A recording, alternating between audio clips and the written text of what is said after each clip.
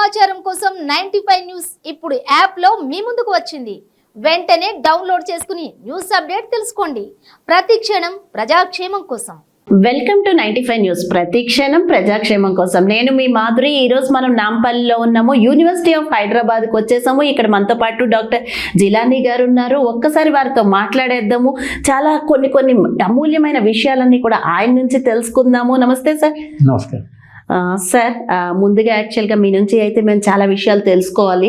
Distance education గురించి చాలా మాట్లాడుకోవాలి ఈరోజు. కానీ అన్నీ మాట్లాడుకునే ముందుగా మీ గురించి చెప్పండి సార్ ఒకసారి. చాలా సంతోషం మాధురి గారు, మీరు ఎడ్యుకేషన్ పైన ఫోకస్ చేసి 10 మందికి విజ్ఞానాన్ని అందించాలని దృక్పథంతో ముందుకు తెస్తున్నారు. ఈ ఛానల్కి ముఖ్యంగా నా అభినందనలు. Thank you. 95 ఛానల్కి. ఇక నా గురించి నేను చెప్పుకోవడం కొంచెం అతిశయోక్తి అయినా మరి ఏంటంటే మన ఛానల్కి కూడా తెలియాలి కాబట్టి నేను యాక్చువల్గా 1990లో పిహెచ్డి ఉస్మానియా యూనివర్సిటీ ద్వారా చేసిన తర్వాత national remote sensing agency ISRO సంస్థ అయిన దాంట్లో సైంటిస్ట్గా చేశాను. ఓకే. దాదాపు 7-8 ఏళ్ళు చేశాము. అక్కడ చేసిన తర్వాత మళ్ళీ ప్రొఫెసర్ రామిరెడ్డి గారు యూజీసీ చైర్మన్గా ఉన్నప్పుడు, పివి నరసింహరావు గారు ఆ రోజుల్లో ప్రధానమంత్రిగా ఉన్నప్పుడు, యూజీసీలో కొంచెం బాగా సైంటిఫిక్ బ్యాక్గ్రౌండ్ ఉన్న వాళ్ళు కావాలి అన్నప్పుడు నేను యూజీసీలో డిప్యూటీ సెక్రటరీగా జాయిన్ అవ్వడం జరిగింది. తర్వాత హైదరాబాద్లో సదరన్ రీజనల్ ఆఫీస్ ఉంటే దానికి రీజనల్ సెక్రటరీగా వ్యవహరించాను.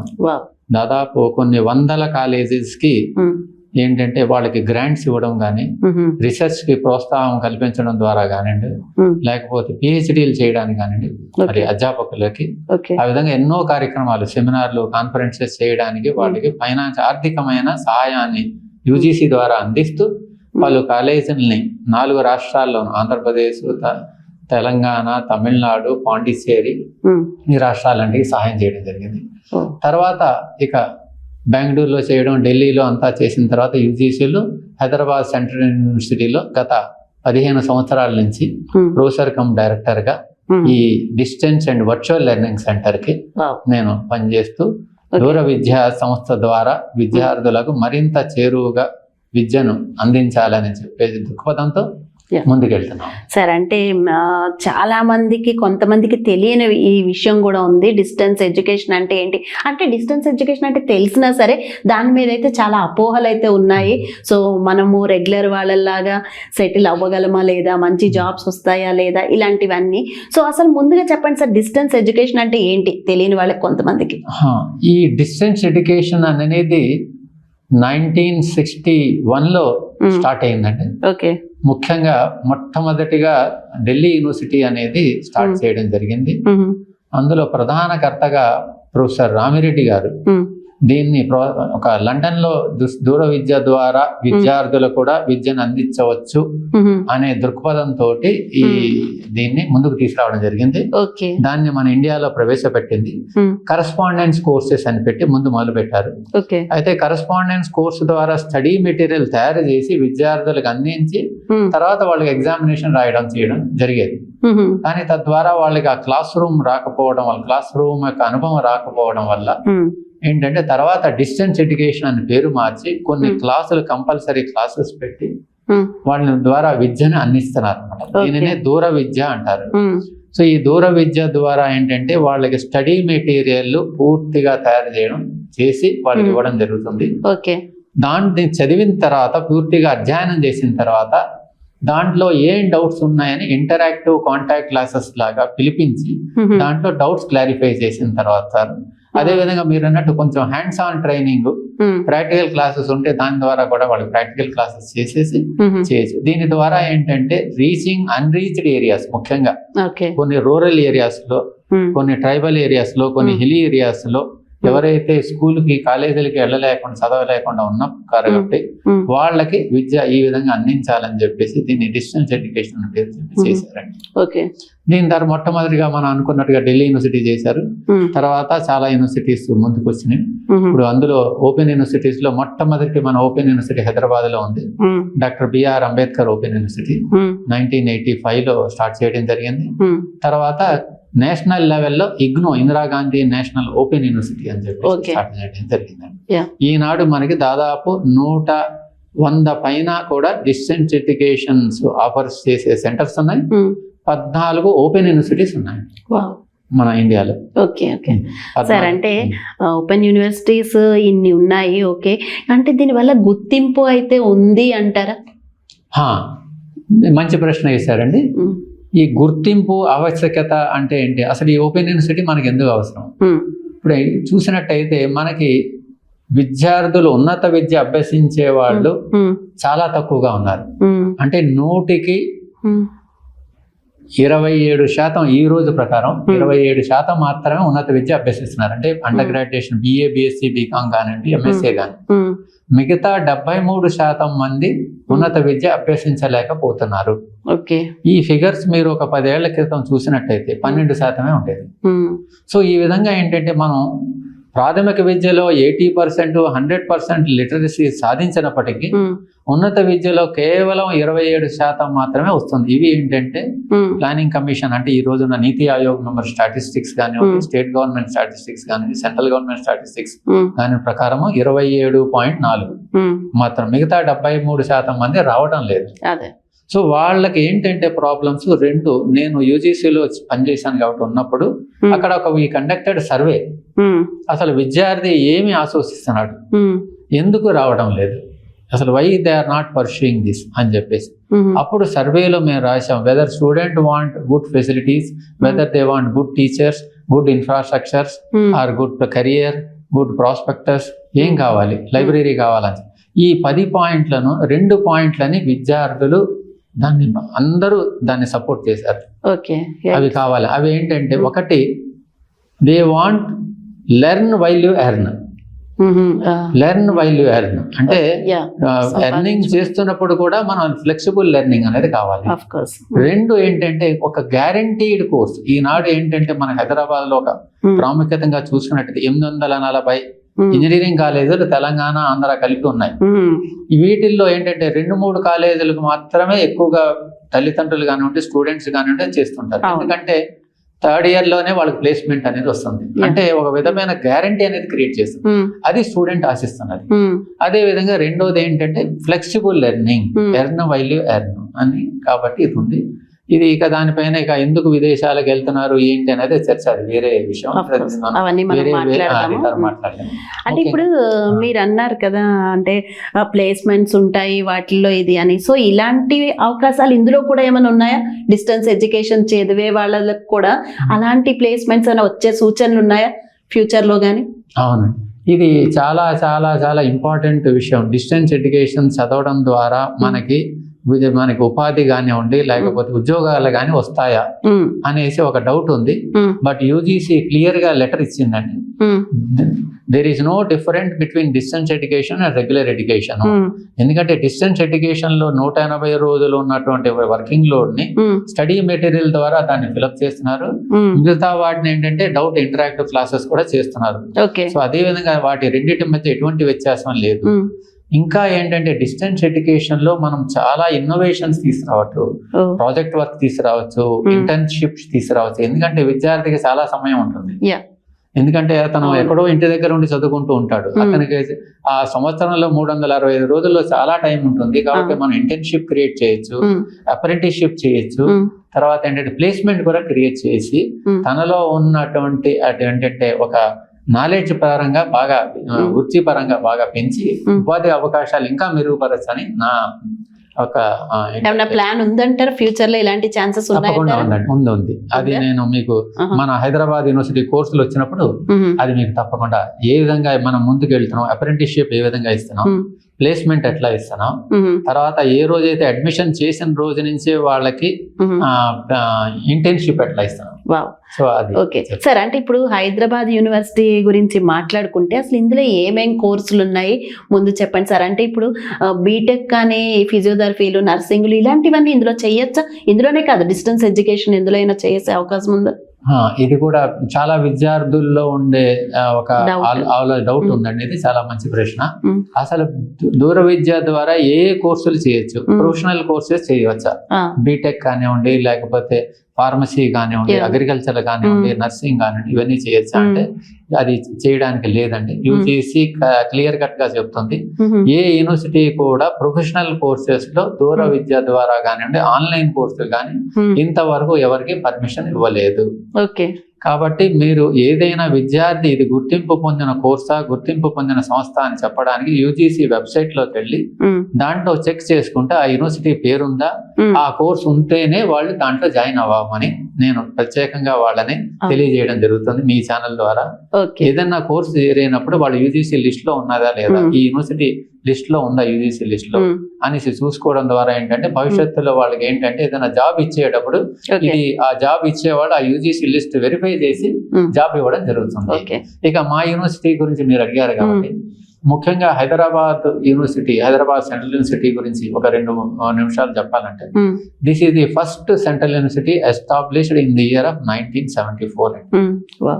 1974 లో first central university in south India లో ఎస్టాబ్లిష్డ్ చేయడం జరిగింది.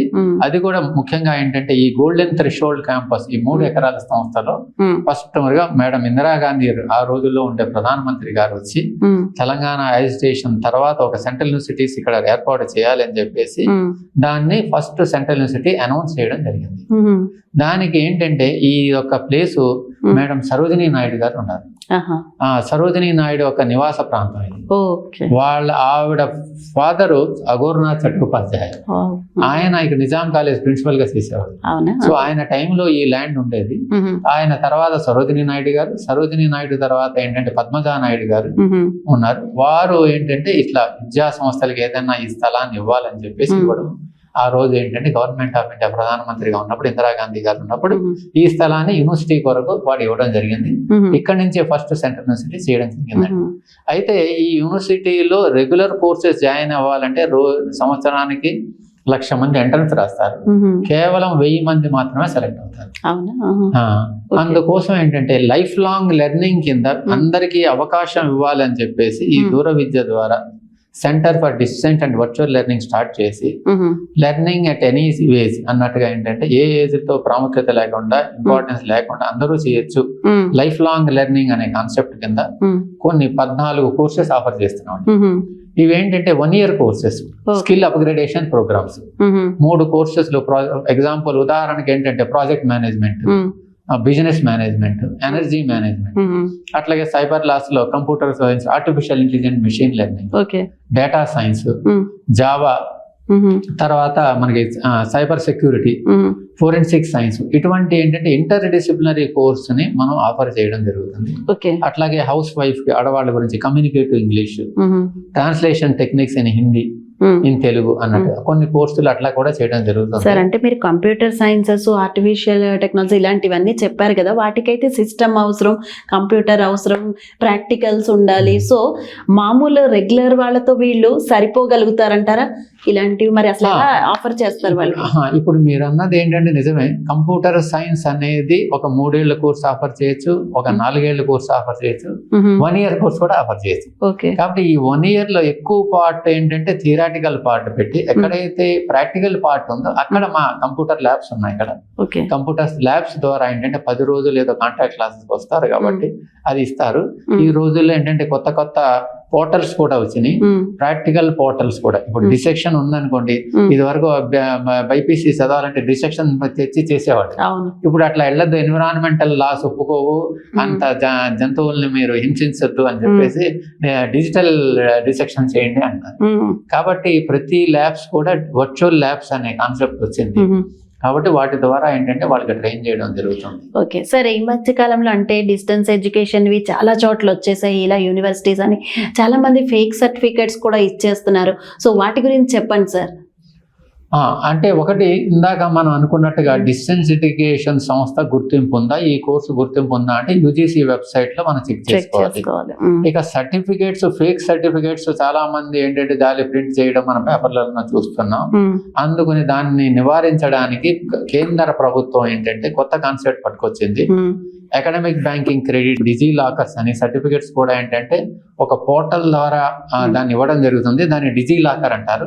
ఆ పోర్టల్లో ద్వారా వచ్చిన సర్టిఫికేట్సే వ్యాలిడిటీ అని చెప్పేసి.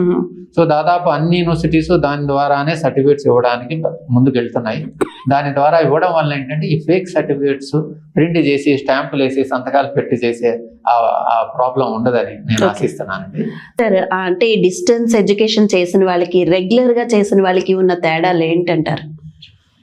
రెగ్యులర్ గా చేసిన వాళ్ళకి డిస్టెన్స్ ఎడ్యుకేషన్ కి తేడా ఏం లేదండి. ఎందుకంటే యూజీసీ క్లియర్ గా లెటర్లు అయితే పంపిస్తుంది. దూర విద్య ద్వారా వేసిన కోర్సులు చేసిన వాళ్ళు కూడా రెగ్యులర్ కోర్సులతో సమానము అని చెప్పేసి ఇస్తున్నారు. ఎక్కడ ఆర్గనైజేషన్స్ కి ఎంప్లాయ్మెంట్ కి వ్యత్యాసం చూపించొద్దు అంటున్నారు. అయితే ముఖ్యంగా స్టూడెంట్స్ లో ఉన్న ఒక కాన్సెప్ట్ ఏంటంటే, మైండ్ థాట్ ప్రాసెస్ ఏంటంటే, ఈ రెగ్యులర్ గా చేయడం వల్ల ప్లేస్మెంట్ బాగుంటుంది, అప్రెంటిస్షిప్లు ఉంటాయి, ప్లేస్మెంట్స్ ఉంటుంది, కెరియర్ బాగుంటుంది అని చెప్పేసి. అయితే ఈ మధ్య కాలంలో ఏంటంటే దూర విద్యలో కూడా కొన్ని కొత్త వర్వికలు వస్తున్నాయి. అప్రెంటిస్షిప్ ఎట్లా ఇవ్వాలి అని చెప్పేసి. ఇది వరకు అనుకున్నట్టుగా మనం ఏంటంటే ఇంతకు ముందు దూర విద్యలో చాలా సమయం ఉంటుంది. సో ఈ సమయాన్ని గనక మనం అప్రెంటిస్షిప్ లో కానివ్వండి, లేకపోతే ఇంటర్న్షిప్ లో కానివ్వండి, కెరియర్ గైడెన్స్ కౌన్సిలింగ్ లో ద్వారా కానీ వాళ్ళకి గనక మనం అవకాశాలు కల్పించినట్టయితే వాళ్ళు కొన్ని ప్రాజెక్ట్ వర్కులు చేసుకుని తద్వారా ఏంటంటే వృత్తి నైపుణ్యాన్ని తీసుకుని ముందుకు వెళ్ళగలుగుతారు అనే కాన్సెప్ట్ అయితే మేము ముందుకు వెళ్తున్నాం అండి, ముఖ్యంగా మా హైదరాబాద్ యూనివర్సిటీలో. అందుకు అనుగుణంగా మేము ఏంటంటే కొన్ని ఆర్గనైజేషన్ తోటి కొలాబరేట్ అవుతున్నాం, ఇండస్ట్రీ తోటి. వాళ్ళు ఈ రోజు మనకి 4 కోర్సులకి ముందుకు వచ్చారు. ముఖ్యంగా ఏంటంటే ఆర్టిఫిషియల్ ఇంటెలిజెన్స్, మెషిన్ లెర్నింగ్, తర్వాత ఎనర్జీ మేనేజ్మెంట్ ఒక కోర్సు, 3 వచ్చేసి ఇది మన గవర్నెన్స్, ఈ గవర్నెన్స్ ఎట్లా ఉంది, 4 వచ్చేసి ఈవెన్ కమ్యూనికేటివ్ ఇంగ్లీష్ లో కూడా ప్లేస్మెంట్ ఆపర్చునిటీస్ కల్పిస్తాము అని చెప్పేసి ఒక సంస్థ ముందుకు వచ్చింది. సో దానిని మేము 2024 లో ఇంప్లిమెంట్ చేయబోతున్నాం. ఈ గవర్నెన్స్ దాని గురించి చెప్పండి సార్. ఈ గవర్నెన్స్ అంటే ఈనాడు ఏంటంటే ఇప్పుడు మనకి అడ్మినిస్ట్రేషన్ లో చూస్తున్న ఉదాహరణకి వచ్చేస్తే అడ్మినిస్ట్రేటివ్ బాడీస్, తాలూకా ఆఫీస్ కానివ్వండి, అక్కడ కానివ్వండి, ప్రతి దానికి మనం అక్కడ ఆఫీస్కి వెళ్ళి తీసుకోవాల్సి వస్తుంది. ఈ గవర్నెన్స్ అంటే ప్రతిదీ మనం పోర్టల్లో అప్లోడ్ చేసుకోవడం జరుగుతుంది.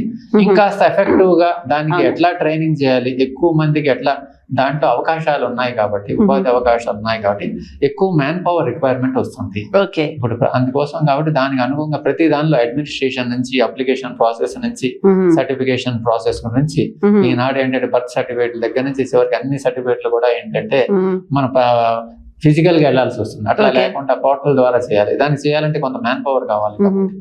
సో ఇది దృష్టిలో పెట్టుకొని ఏంటంటే మేము ఒక సంస్థ ద్వారా ఈ 4 కోర్సులకి, ఆర్టిఫిషియల్ ఇంటెలిజెన్స్, మెషిన్ లెర్నింగ్, తర్వాత ఈ గవర్నెన్స్, ఎనర్జీ మేనేజ్మెంట్, తర్వాత ఈవెన్ కమ్యూనికేటివ్ ఇంగ్లీష్ లో కూడా అసలు ప్రొనౌన్సియేషన్, ఎందుకంటే many students failuring in the TOEFL లో బయటికి వెళ్ళడానికి చాలా ఫెయిల్యూర్ అవుతున్నారు. సో ఆ విద్యార్థులు కూడా ఎట్లా ప్రొనౌన్షియేట్ చేయాలి, ఫోనెటిక్స్ అంటే ఏంటి, ఎట్లా లాంగ్వేజ్ అసెంట్ ఉంటుంది, దాంట్లో ఉన్న డిఫికల్టీస్ ఏంటి. అంటే ఇప్పుడు వీళ్ళకి బేసిక్ గా అయితే చాలా మంది ఇప్పుడు ఫస్ట్ అయితే దీని గురించి మాట్లాడుకున్నాక మళ్ళీ ఇందులోకి వద్దాం సార్. మనం బిఏ కడుతూ ఉంటారు, డైరెక్ట్ గా కట్టొచ్చు, 8th నుంచి బిఏకి వెళ్ళిపోవచ్చు, లేదా 5th నుంచి కూడా బిఏకి ఎంట్రన్స్ రాసి వెళ్ళొచ్చు అంటారు.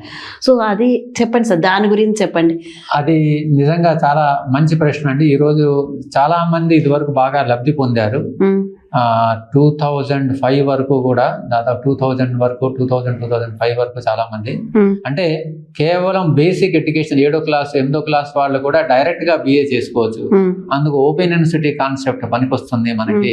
అంటే ఓపెన్ యూనివర్సిటీ అంటేనే అది ఓపెన్ టు ఎవ్రీబడి అన్నట్టుగా వచ్చింది. అయితే ఈ మధ్య వస్తున్న కొన్ని లీగల్ కేసెస్ మూలంగా ఏంటంటే కొంత ఈ రెగ్యులేటరీ బాడీస్, మన దేశంలో దాదాపు 15 రెగ్యులేటరీ బాడీస్ ఉన్నాయి.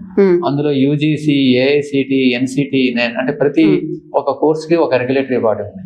సో వాళ్ళు రూపొందించిన గైడ్ లైన్స్ ఏంటంటే విద్యార్థి కంపల్సరీగా 10+2+3 చదవాలి. అంటే 10 years school education, 2 years intermediate, 12th standard, 3 years degree. దీంట్లో మాత్రం ఎటువంటి తేడా ఉండద్దు. ఓకే. ఇది వరకు అన్నట్టు 5వ క్లాస్ ఇది డైరెక్ట్ గా నేను 13వ క్లాస్ డిగ్రీలో చేరతాను అంటే ఇది నడిచేది, కానీ ఇప్పుడు నడవదు. ఓపెన్ యూనివర్సిటీ అయినా కానివ్వండి, డిస్టెన్స్ ఎడ్యుకేషన్ అయినా కానీ, రెగ్యులర్ అయినా కానీ తప్పకుండా 10+2+3 అనే కాన్సెప్ట్ తోనే ముందుకు వెళ్ళాలి. అంటే దీనికి ఏజ్ లిమిట్ ఏమైనా ఉంటుందా సార్? మరి ఏజ్ దీనికి లోయర్ ఏజ్ ఉంటుంది కానీ అప్పర్ ఏజ్ లిమిట్ అయితే ఉండదు. లేదు. ఇప్పుడు మా దగ్గర వచ్చే స్టూడెంట్స్ 70 ఏళ్ళు వాళ్ళు ఉన్నారు, 80 ఏళ్ళు వాళ్ళు ఉన్నారు, 60 ఏళ్ళు వాళ్ళు ఉన్నారు, 50 ఏళ్ళు ఉన్నారు.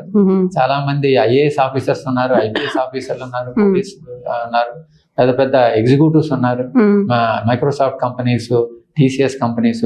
అంటే learning is a life long learning. అంటే నాకు అంతా వచ్చేసింది, నేను నిష్ణాతుడు అని చెప్పుకోవడానికి లేదు. ఎందుకంటే టెక్నాలజీ వాడు మారిపోతుంది, వాడు ఉన్నది రేపు లేదు, రేపు లేదు. అందుకని నేర్చుకుంటూ ఉండాలి. కాబట్టి మీరు అన్నట్టుగా ఏంటంటే ఒకటి 10+2+3 అంటే ఎవరైనా ఒక కాలేజ్, ఒక యూనివర్సిటీ నువ్వు ఏమీ చదువు లేకపోయినా పర్వాలేదు నువ్వు BA చేయొచ్చు అని అంటే అది మాత్రం కొంచెం జాగ్రత్తగా ఆలోచించి ఎంక్వైరీ చేసుకోవాలని చెప్తున్నాను. అంటే ఇప్పుడు మరి రెగ్యులర్ గా చేసే వాళ్ళలాగే ఇందులో కూడా డిగ్రీ 3 years, PG 2 years ఇవన్నీ common sir? 2 years 3 years common. అయితే తేడా ఏంటంటే అక్కడ రెగ్యులర్ గా క్లాసెస్ కెళ్ళండి, 10 to 5 క్లాసెస్కి వెళ్ళాలి. ఇక్కడికి వచ్చేసరికి వాళ్ళకి అంటే క్లాసెస్ ఆన్లైన్ ద్వారా అటెండ్ అవుతుంది. ఓకే. ఒకసారి మీ దాంట్లో క్లాసెస్ గురించి చెప్పండి సార్. అంటే ఆన్లైన్ లో ఎప్పుడెప్పుడు చెప్పిస్తారు? అంటే వీక్లీ ఎన్ని డేస్ ఉంటాయి? ఇప్పుడు మా దగ్గర క్లాసెస్ వచ్చేసరికి అంటే అడ్మిషన్ అయిన తర్వాత మేము జనరల్ గా వాళ్ళకి ముందుగా ఏంటంటే స్టడీ మెటీరియల్ అనేది ఇస్తామండి. ఓకే. అది రెగ్యులర్ లో ఎవరు మీకు ఈ స్టడీ మెటీరియల్ అనేది కూడా ఏంటంటే టెక్స్ట్ బుక్ కన్నా ఇంకాస్త బాగా అర్థమయ్యేటట్టు ఉంటుంది. ఒక విద్యార్థి స్టడీ మెటీరియల్ చాలా చక్కగా వివరిస్తూ దాంట్లో ఒక సబ్జెక్ట్ గురించి చెప్పినప్పుడు వివరిస్తూ చాలా క్షుణ్ణంగా ఉంటుంది. సో అది చదవడం వల్ల ఏంటంటే మనకు ఎదురుగుండా ఒక లెక్చర్ మనకి పాఠం చెప్తున్నాడా అన్నట్టు ఒక భావన కలుగుతుంది. సో ఆ మెటీరియల్ అతనికి రెగ్యులర్ గా ఒక్క కోర్సు మెటీరియల్ పంపడం జరుగుతుంది. అతనికి చదవడానికి కొంచెం మళ్ళీ ఇంటర్నల్ అసైన్మెంట్స్ పెట్టి కొన్ని క్వశ్చన్లు ఇచ్చి అది చదివి దానికి ఇంటర్నల్ అసైన్మెంట్స్ రాయడానికి 30 మార్కులు కల్పించడం జరుగుతుంది.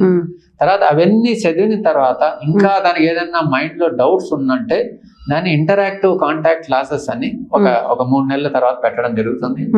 ఆ క్లాసెస్ అయిపోయిన తర్వాత కూడా మధ్య మధ్యలో వాళ్ళకి మెంటరింగ్, కౌన్సిలింగ్ కూడా జరుగుతుంది. వారానికి 2 రోజులు ఏంటంటే ఒక 2 hours పెట్టేసి మెంటరింగ్, కౌన్సిలింగ్ ఎవరైనా విద్యార్థులు డౌట్ ఉంటే చేయడం జరుగుతుంది. ఈ విధంగా ఒక సెమిస్టర్ అంటే 6 నెలల లోపల మొత్తం అతన్ని ఇంటి వద్ద నుండి మెటీరియల్ ద్వారా కానివ్వండి, ఇంటరాక్టివ్ కౌన్సిలింగ్, మెంటరింగ్ ద్వారా కానివ్వండి, కాంటాక్ట్ క్లాసెస్ ద్వారా కానివ్వండి అతని విద్య ఏంటంటే ప్రొవైడ్ చేయడం జరుగుతుంది. అది నేర్చుకుని అతను చదువుకొని ఎగ్జామినేషన్ వచ్చి ఆ సెమిస్టర్ పాస్ చేస్తాడు. తద్వారా ఏంటంటే అతనికి అడ్వాంటేజెస్ తన వృత్తి తను చేసుకుంటూ, తన పనులు తను చేసుకుంటూ ఒక గృహిణి తన క్లాసులు అటెండ్ చేసి కేవలం ఎగ్జామినేషన్ కి రావడానికి వీలు కల్పించడం జరుగుతుంది. ఇంగ్లీష్ కమ్యూనికేషన్ అని అన్నారు కదా సార్. సో అసలు బేసిక్ లో చాలా మందికి ఇంగ్లీష్ ఉండకపోవచ్చు వాళ్ళ సబ్జెక్ట్ లో. అలాంటి వాళ్ళు కూడా పిక్ అవుతారు అంటారా ఇందులో చేస్తే? అంటే దీంట్లో ఏంటంటే మనం అనుకున్నట్టుగా ఇందాక 10+2+3 ఇప్పుడు మేము ఆఫర్ చేస్తున్న కమ్యూనికేటివ్ ఇంగ్లీష్ ఉంది. ఇది దాదాపు డిగ్రీ పూర్తి చేసిన వాళ్ళు అంటే 3 years 10+2+3 పూర్తి చేసిన వాళ్ళే వస్తారు. కాకపోతే ఏంటంటే వీళ్ళు ఎనీ సబ్జెక్ట్ అయినా రావచ్చు. డిగ్రీ తర్వాత చేసి పీజీ డిప్లొమా ప్రోగ్రామ్స్ అన్నమాట, 1 year ప్రోగ్రామ్స్. సో దీంతో ఇవన్నీ ఏంటంటే ఒక BAలో తెలుగులో చేసినా గానీ, కన్నడలో చేసినా గానీ కూడా దాంట్లో అర్హులే. ఎవరైనా సైన్స్ BA ఇంగ్లీష్ అనే అవసరం లేదు. ఇది రెగ్యులర్ లైన్ BA లిటరేచర్ ఉండాలి, ఆయనే చేరుతాడు అనేది. సో అట్లా లేదనమాట. సో ఎవరైనా చేరచ్చు, బట్ బేసిక్ అండర్ గ్రాడ్యుయేషన్ ఉండాలి. Eligibility is under graduation. సరే, అంటే ఇప్పుడు చాలా విషయాలు అయితే మనం మాట్లాడుకున్నాము. లాస్ట్ లో ఉన్నత విద్య గురించి ఒకసారి క్లుప్తంగా చెప్పండి సార్. న్యూ ఎడ్యుకేషన్ పాలసీ అని వచ్చింది, సో దాని గురించి మాట్లాడుతాం. ఇప్పుడు మనం దీన్ని ఇదే దూర విద్యని మనం లింకప్ చేసి మీరు అన్నట్టుగా మేము యూనివర్సిటీ ఆఫ్ హైదరాబాద్ లో 1 year ప్రోగ్రామే చేస్తున్నారు కదా సార్, మరి 2 year ప్రోగ్రామ్ చేస్తే బాగుంటుంది కదా అనుకున్నాడు. ఇప్పుడు అది ఎందుకు చేస్తున్నాం అంటే 1 year కోర్సే ఉన్నత విద్యలో ఇప్పుడు కొత్త కాన్సెప్ట్ వచ్చింది, న్యూ ఎడ్యుకేషనల్ పాలసీ. అసలు ఈ న్యూ ఎడ్యుకేషనల్ పాలసీ ఎప్పుడు వచ్చింది, ఎన్నిసార్లు వచ్చింది, ఏ గవర్నమెంట్ లో వచ్చింది, అది తర్వాత మనం ఎప్పుడైనా మాట్లాడదాం. ప్రస్తుతం వచ్చిన న్యూ ఎడ్యుకేషనల్ పాలసీ 2020. ఇది ఏంటంటే విద్యార్థులకి చాలా అనుకూలంగా ఇచ్చారు.